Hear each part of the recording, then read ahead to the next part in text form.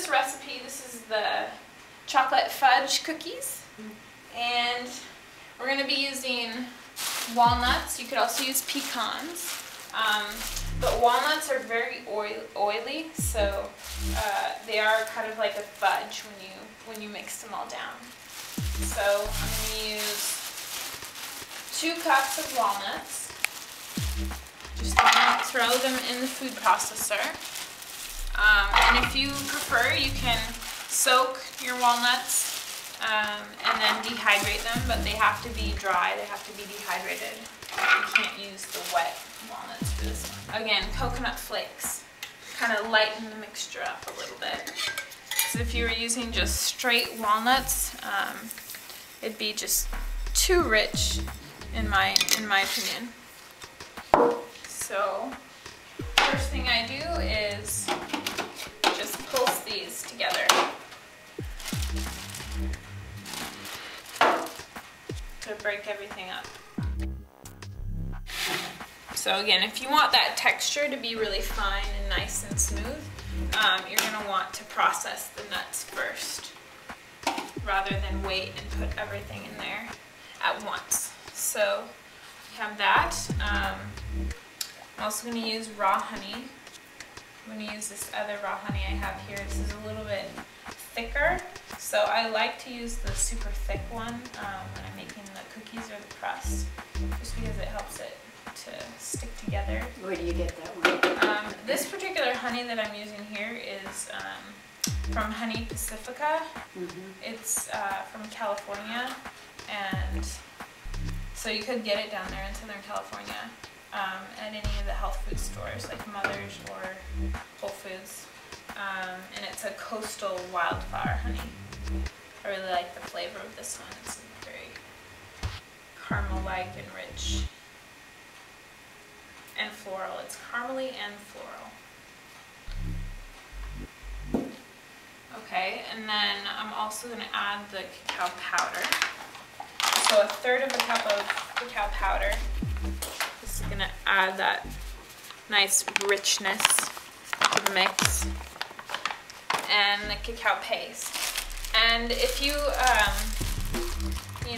if you melt the cacao paste, it's probably ideal to do it that way. But right now I don't really have a heating utensil, so I'm just going to throw it in there and give it some texture. Would the heat do something to the onions or whatever's? Not if you do it at a low temperature. Yeah, double boiler will work fine, or in the dehydrator. But since I'm adding it just like this, it's going to be almost like, it could be almost like chocolate chips. Chocolate chip fudge chunk cookie. And then I'm going to add a little bit of lucuma. I didn't put this on the recipe sheet, so you can add a little bit of lucuma. You know, if you have these superfoods, it's great to add them. If you don't need to add them, of course. It's not a requirement, but it does add to the flavor. And then this is maca. I'm adding a couple tablespoons of maca, because maca and cacao just are perfect together. The flavors are just great, and it's an adaptogen, so it helps kind of mellow out the cacao, which is very strong. And then we're going to put some Himalayan salt and mesquite. Again, cacao and mesquite are really great here also. And some cinnamon. I'm going to grate the cinnamon. You can put up to a teaspoon of cinnamon in here. Just depends on your preference. What kind of cinnamon did you say that was? A Ceylon cinnamon. So it's true cinnamon. And it's a little more delicate than the other like cinnamon cassia. It's CEYLON. Yeah. So there we go. And I'm also going to shave just a little bit of nutmeg for variety. You know, whatever spices you like are perfect.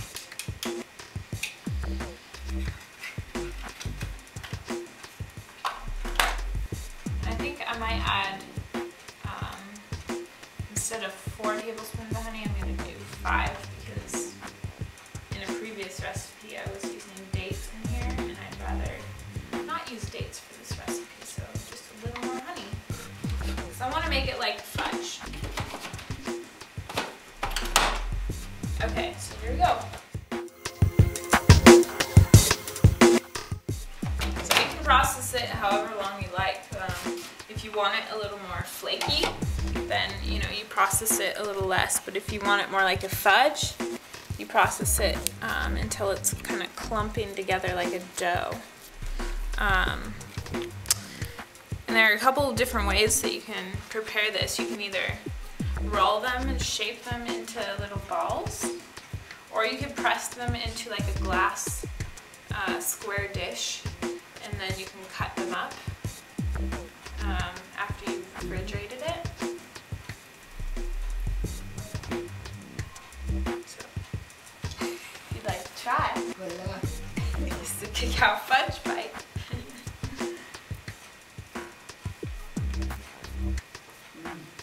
Looks good. How could this be good for you, right? It's full of antioxidants. You could also add, some of the herbs in there too. You could add shilajit or ashwagandha, mucuna, whatever your favorite herbs are, really.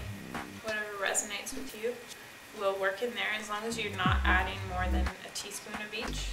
It won't affect the flavor too much. There you go.